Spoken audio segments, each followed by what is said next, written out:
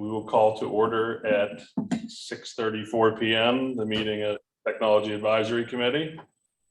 First item on the agenda is review meeting notes from February 2nd, 2022. Does anybody have any comments or changes? Nope, looked good. All right, hearing nothing else, we will move on to the voice over IP phone update.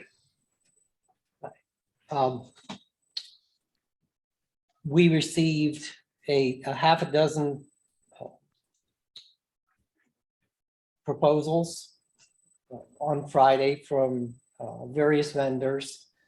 We provided copies to all of the committee, currently in the stages of review of this. I don't know how much of an opportunity anybody had to really look at it or offer any kind of ideas on it. Yeah, I haven't done a lot more than just look at the overall numbers. And I would be looking to you guys, and I'll look to PM as well for compliance on the technical side of it. There's one firm that I've done business with in my past life, another that we currently do business with. So there's a couple of known quantities in here. Joe, you said that you had done business with the Yeah, the 3 of them. mutual clients, Yeah. at least 3 of them over the years. So I think it'll take us a little bit of time to sort through the details of the proposal. The one thing that I can say at this point is that unless I miss my guess, what we will be able to do as a result of this will be to eliminate the bill that we pay currently on a monthly basis to Consolidated Communication. So, that can range anywhere from $500, $600 a month, depending on usage. So some of the ongoing costs would be offset by the elimination of that bill. So will the landlines all go away? Well, there'll be a landline, and it'll go through our internet, but we will have a combination of being able to use our cell phones as opposed to a desktop, or there's some people that will just still have their desk Does the phones. chairlift? So this is all, I was gonna say, this is all voice over IP then? Yes, And will there be soft phones? The ones that are on either mobile, will they have separate numbers for the business that they do for the township? they'll have direct Okay. dial numbers for the soft phones. Okay. Thank you. And so let me just be, my disclaimer is I am not a technology person. And I read up on this before this meeting just so I could not sound like I don't know what I'm talking about, but I don't know what I'm talking about. And that is that my understanding was that this is something that goes through your computer. It is a internet, it's carried, voice is made electronic, goes to the other side, turns into voice. But my understanding was it was supposed to eliminate your landlines. We're not eliminate, and that the downside of, well, the upside is that it's cheaper. The downside of it, or supposed to be, the downside of it is if you don't have good broadband, you got nothing. And Well, landline, we do have good broadband. okay, We- okay. We beefed up the Yeah. broadband Yeah. in anticipation of, You should have what? You have a gig fiber from Verizon? yeah. Fios? Yeah. So we, Yeah, at this point with the speeds, even, the minimal packages of speeds do the job for voice over IP. If you consider what we're doing right now, our Zoom calls, we're doing video, that's vastly a lot more bandwidth that's required to do video than it is to do audio. So, yeah, it's a much less resource heavy situation now. So the broadband reliability is definitely not something that's an issue at this point. Okay. My other question is, the town, of course, has to be able to, in any kind of an emergency, and heaven forbid that we have an emergency where all cell service goes down, what is our backup? As long as there's an internet connection in another location, we can plug in to that internet and operate as we would here. You can pick up the desk phone from here and plug it into any internet connection and use it that way. You can use the app on your cell phone. Even if there's no cell phone coverage, you at least need Wi-Fi service to your cell phone and it would still work. So, I mean, it's for disaster recovery kind of stuff. This is massively better because Okay.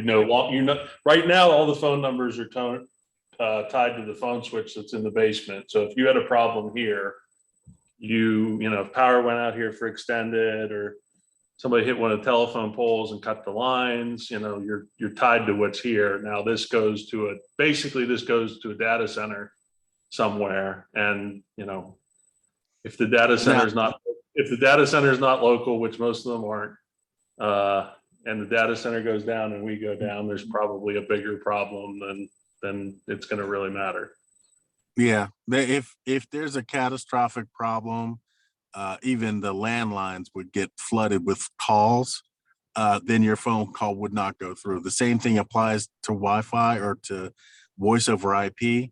If a local disaster were to happen and people were calling into the same towers, there is a limit. Now that limit's high, but yeah, you would have to wait until all the fish fit through the pipe, for lack of better terminology. But yeah, the reliability is crazy now compared to what it was even 10 years ago. Thank you. That alleviates some of my fears. I appreciate you all taking the time to explain that to me. Thank you.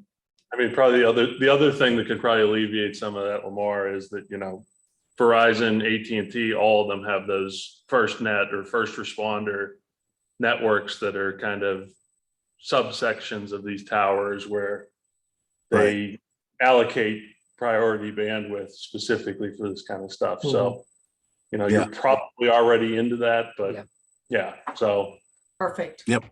Perfect. Thank you.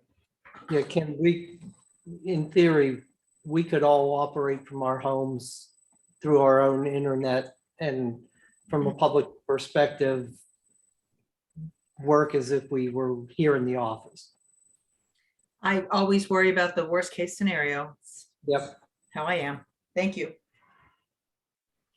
So any thoughts, initial thoughts with, I mean, I guess like we usually do with these, we probably should put them all into a spreadsheet with yeah, pricing and check marks and all the fun stuff. I mean, my first glance at it here tonight was, it seemed like there were two of them that were more of a big upfront cost. yeah, And then there were 3 or 4 that were kind of the newer, similar to a cell phone model, where you pay a little bit upfront to get it set up, but the hardware and everything's bundled into it. Yeah. that's what we were looking for. So one question I had, I'm not familiar with any of these companies, so I'm not sure I was interpreting everything correct. Alpha Scanline seems to be a local vendor that gave 3 proposals. Is that correct? Alpha Scanline, then 2 Connectel proposals for Yeah. different hardware. Yeah, that's how I interpreted it, Craig. Okay. So the Alpha Scanline fee would apply to both of those. I think they only gave an installation fee without any monthly service, and then you got to pick from your hardware and your service. And Yeah. they both had different pricing. Yeah, Alpha is our current vendor. Okay. So did you My say, experience, I was just gonna ask, did you say the preferred model was to not have a big upfront costs and distribute it over the term of the contract, or is that not, did I hear that wrong? I think that's what I would have interpreted or would prefer to do if we can. I'm open to Is there a reason for that? purchase, what? The Spread it taking spreading it over a number of years, because typically if you buy the hardware that you need and have it under warranty, you'll get a better bang for your buck over time. Your costs are significantly smaller if you can reduce the subscription level or maintenance costs. You end up Okay. saving a lot more money over time, even if the bump is high at the beginning. Okay, because I was looking at it the other way from the standpoint of replaceability of any of the hardware pieces over time if need be. Usually the vendors will bake that into the cake. They don't want you to call them about hardware, and usually hardware doesn't fail very often, except for, if you somehow got really, really cheap hardware to begin with. But typically the hardware doesn't fail. It's the subscription fees that usually they'll make their money on.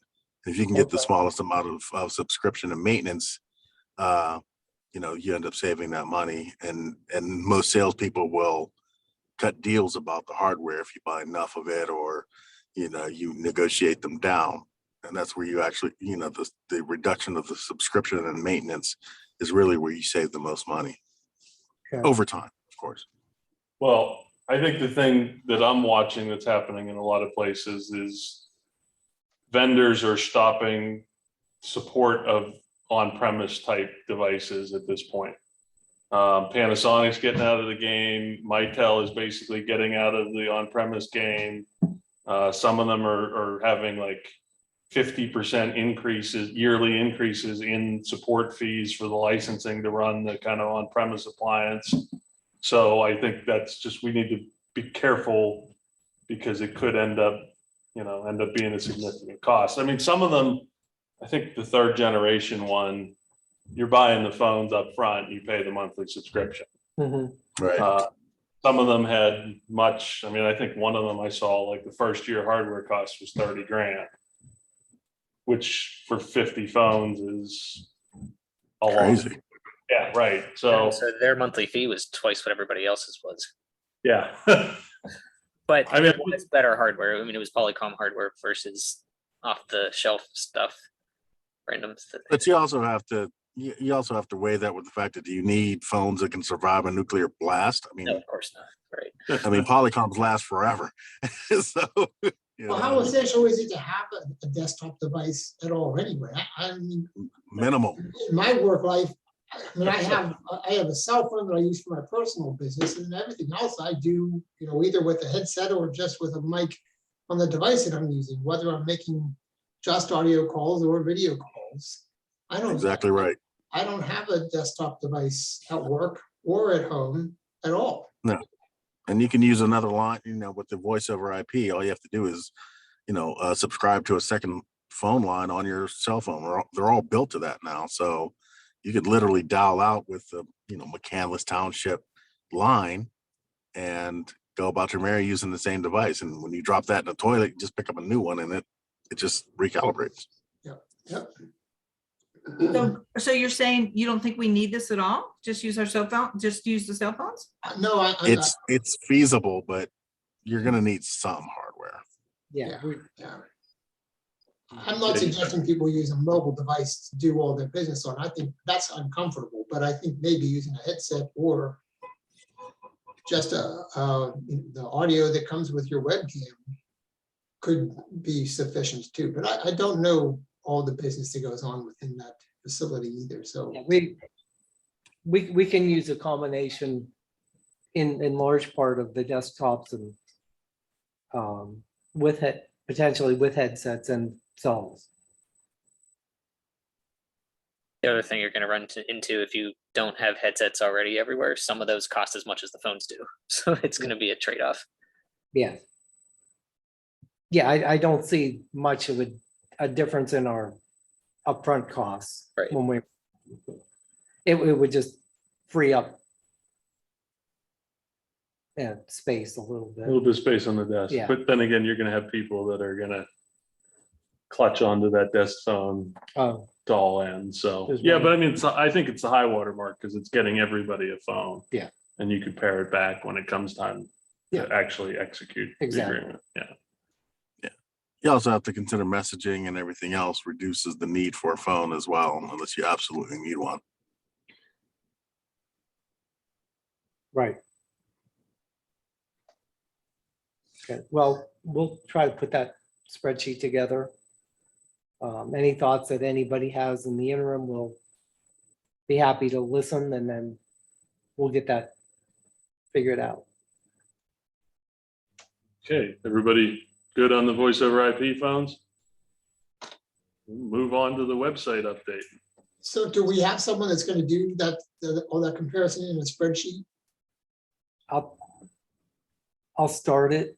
I may need some help from, Yeah, I'll start it, that's Okay. fine. I can start it and I get, already started one with separating it out with recurring pricing and stuff. And I can send that out. We can use that. okay, drop it in that same SharePoint folder, and then we can kind of all pick through it and add columns, we want fun stuff. yeah, Thanks. okay, that's great. The website, Marcy met with three of our staff members, with Sandy, with John, and with RJ, regarding setting up the McCandless and Me site. They're going through survey questions at this point, fine tuning those so they can get that up and going. I think with Marcy's situation, we're going to be delayed by a week or so, but in the meantime, we're continuing to work on survey questions until she gets back into town. So that's moving forward. And that's really, So what are we really expecting to get out of McCandless and Me?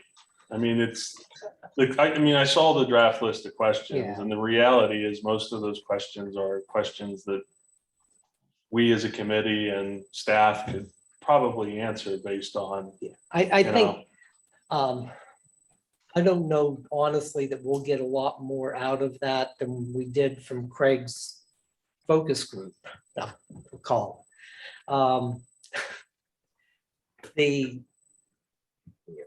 To me, we need to know, let's see, what people are expecting out of the website, what they want to accomplish. And I think a lot of us already know that. I think it's more confirmation that we're on the right track.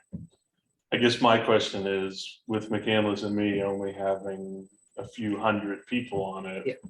could you just do it with the Survey Monkey on the Facebook page and get more people to respond to it than, I'm just, We may be able to. it's just the reality of it. I mean, McCandless and Me is so lightly used that, you know, sure, you'll get some traffic on it, but there's what, I think I saw in the Yeah, updates, just there's a few hundred. 3,000 or 4,000 people on the Facebook. Yeah, or and a few hundred on a that. few hundred on Yeah. McCandless and Me. Can we put the link on all of our other social media that will drive people there? Because the only reason I say that is because that is where all the information is going to be about our modernization zoning that we're doing. That's where our deer management stuff is going to be. I mean, that's where everything is going to be.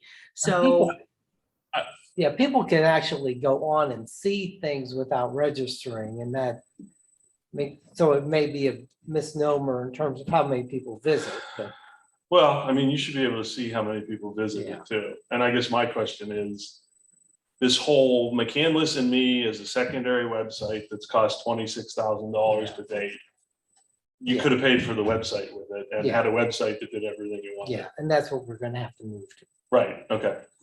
Yeah, that's simply what we're gonna have to move to.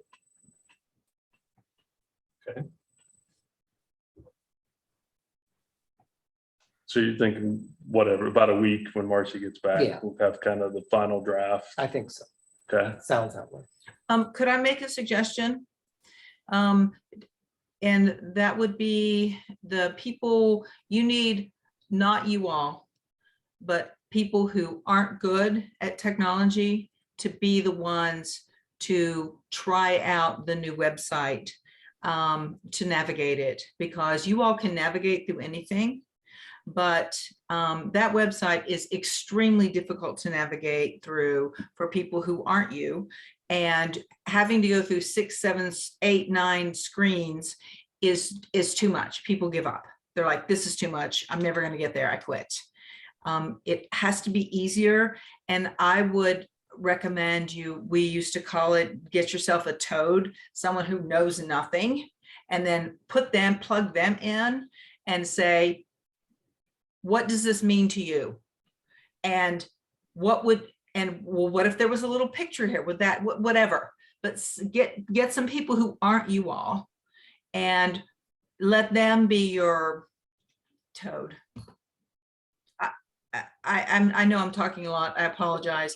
No, Kim, in- your in- idea is exactly what I've been thinking too. in fairness, I don't think we can navigate the site either, because it's not very well, so. All right, uh, all right. Again, I mean, we have starting points. I mean, we have communities of similar size and makeup of population that have good websites. So it's not like we're starting some brand new kind of web page. I mean, there's plenty of places to start with good sites and then kind of get to where we need to be. I mean, I saw some of the things like live chat. Well, is that really something you want to get into? Because who's going to answer them? And yeah, it would be nice. It would be nice, but you need somebody that's, yeah. But Kim, your point is well taken, and I've mentioned this to John in the past that we need to. I use the term focus group as opposed to a toad,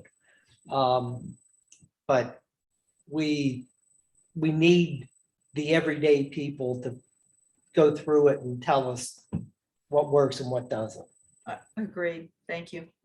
But I end up just going to the search immediately and typing in whatever word I need and then moving on. Yeah, and that works fairly well, Yeah, most times.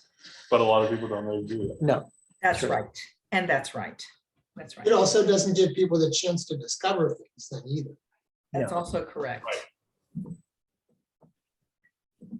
Yeah, the one thing that I would like to see us do, because there's a huge amount of information on that site.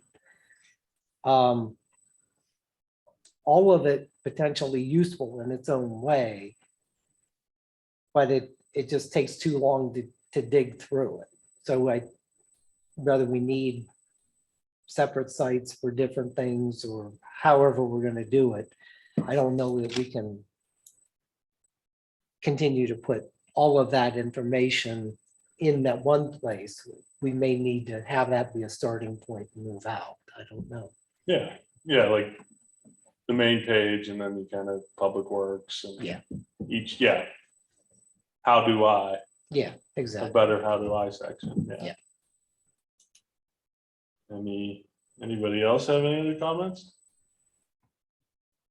We've lost them all.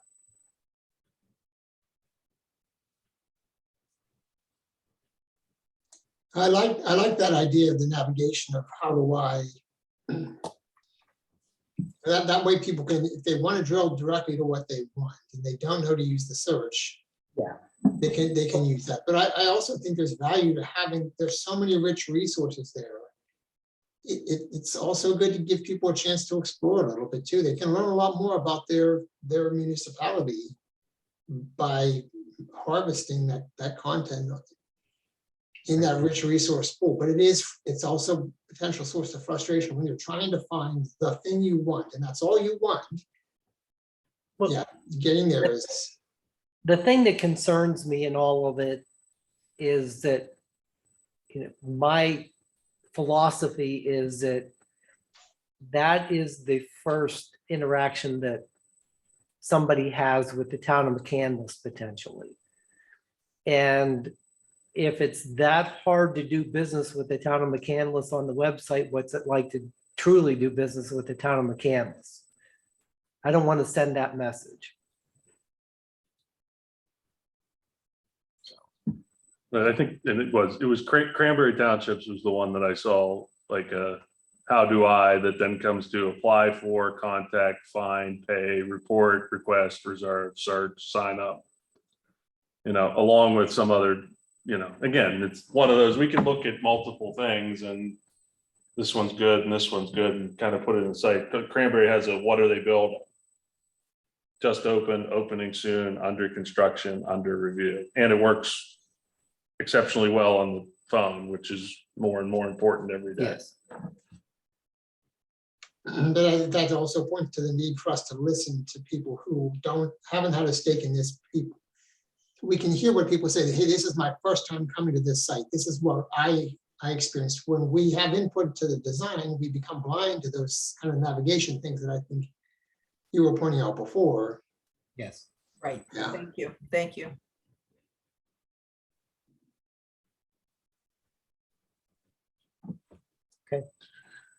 Anything from you, Craig? Nope. Okay. Nope. I did have a question too about the leaf trucks. I saw that in the minutes about the salt trucks and the leaf trucks and having that on the website.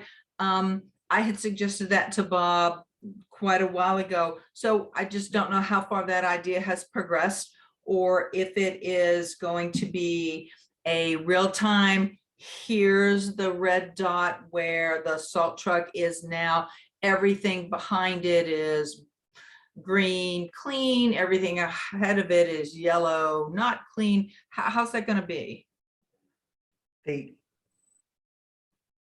In looking at the various software packages that we've been looking at, there's one in particular that provides GPS monitoring for the vehicles. So what we would be able to do, Kim, with that one software package is we will know where the vehicles are. I mean, I like the idea of where you're talking about, that it's green behind it, red in front of it. It doesn't go, it isn't that detailed, but it would say where the truck is on a specific street. One of the very frequent complaints that I get as a council person is nobody's plowing my street. Yeah. And if they could look on the website and say, no, we did plow your street. We've just gotten 6 inches of snow since then, but we're coming back, and that is a huge, huge issue for people. And I think and myself, I leave very early in the morning to go to work. If I knew the plow was going to be here in 5 minutes, I would wait instead of being in front of the plow going down my hill. So if it's possible, if it's a thing somewhere, I have to tell you, I think people would appreciate that as much as anything, because that hits everybody all the time. We can do that. And what I'm looking at in the software for public works and planning, and that they tend to kind of meld together there. The one package called Tracer does that, has that ability. It's just a matter of us paying for the GPS units, and then it's available real time for people. So it'll just be a matter of the subscription for the number of trucks that we need. If there's another way to do it, I mean, I'm cheap. There's another way to do it that's cheaper, I'm fine with that. I don't know if the plow guys can go, okay, we finished grubs, that's in, or put that in, so that comes up on a list. Next we're going to whatever. It seems like that would slow people down too. I don't know what the idea is, but I really think that would be a smash hit. If we Yeah, did like that. Yeah, I agree that we need to do that. It's just a matter of the best way to accomplish it. You're probably $20 or $30 a vehicle a month. Yeah. For the GPS. Yeah, And that's pretty much, I mean, it's the way they're doing it with school buses and everything. And Like- it has to be safety too, if a truck skid off the road or whatever, and the driver is not responsive. I mean, you would know that, just, like I said, just something to, it's good for that purpose. It's good for emergency management needs. right. So I agree completely that we need to move in that direction. I've posed a question to any of the software vendors that we've been talking to make sure that they have that kind of capability. All right, thank you. And it may be a little bit more expensive, but when you think of the number of times that people don't call Kim or call the police or, call anyone in the town to say, hey, I'm waiting for a salt truck.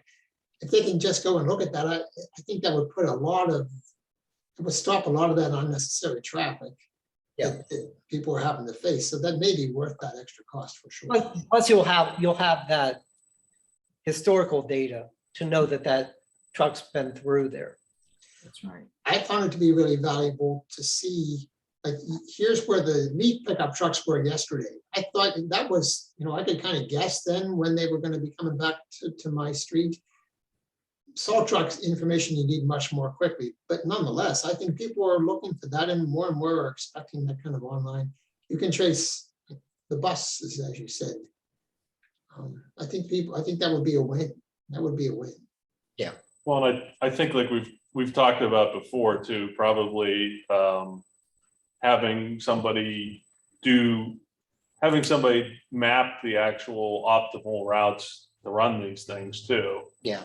You could there's probably fuel savings, time savings, everything if you kind of, and again, McCandless roads are largely static. We're not having an incredible amount of new roads built. So a one-time mapping, optimal route mapping for each zone. And that also brings consistency to, the snowplow doesn't decide today, I'm gonna run up this hill 3 times to get these 2 side streets and kind of stuff. It's almost like clockwork, from the time that it starts to snow, how long it will take for that truck to get to your street, because it's almost always the same. Mhm. So is priority given to like the school bus routes, or the ambulance, the routes, anything like that? Because just going from cost savings we might miss something if we were to do that. Well, main roads, obviously, are first, followed by, we make sure that all emergency access is dealt with. The fire, in front of the fire departments, and most of the fire departments are on main roads as it is. We just have to watch in terms of something like Highland Road that is a county maintained road as opposed to the town. But we're constantly looking at those routes, and we'll be changing them again to try to optimize our operation before next winter season. So we're looking at that now. What has worked this year and what hasn't, and then we'll make adjustments. And there's ways, in those softwares, there's ways to say like, this is more important. And again, it's not the best way to say it, but this road's more important than this road. Yeah. And then you can tell it basically to draw a map, draw routes that cover the main roads first, Well- the fastest, and then Well, we're going to take it one step further and then actually be looking at it from the standpoint of, based on the routes, what is the best type of vehicle to use on that route? smaller trucks instead of the great big ones. Or maybe it's a big one in the where the long stretches are, small, medium, large. Makes sense.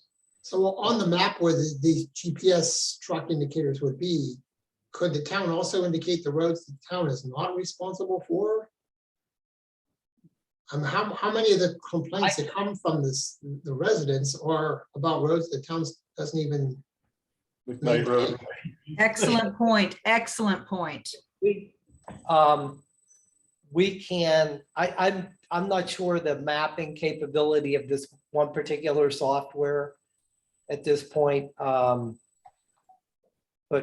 my guess is that we could probably look at color coding the different types of roads that we take care of versus state or county.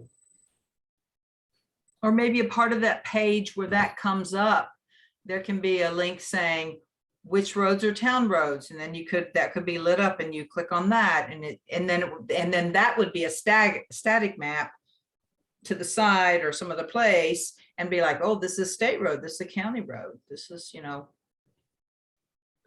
Even if it was just a text list, people could reference that first. Yeah, and we have that available now, so we could do that. But just we may want to put that adjacent to this Right. GPS tracking. So people would wonder, well, why did they stop salting as soon as they turned onto my road?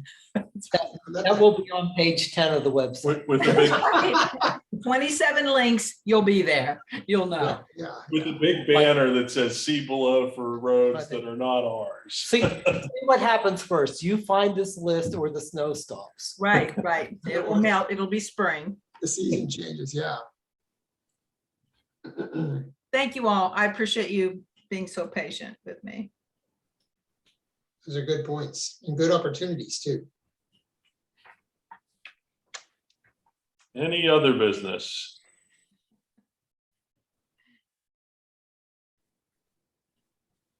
Right, hearing none, the next meeting is April 6th at 6:30. Do I hear a motion to adjourn? So moved. Second that. Moved and seconded. All in favor? Aye. Thanks, everybody. Thank you. Thank you, everyone, please keep up the good work. Thanks. Thanks for being here.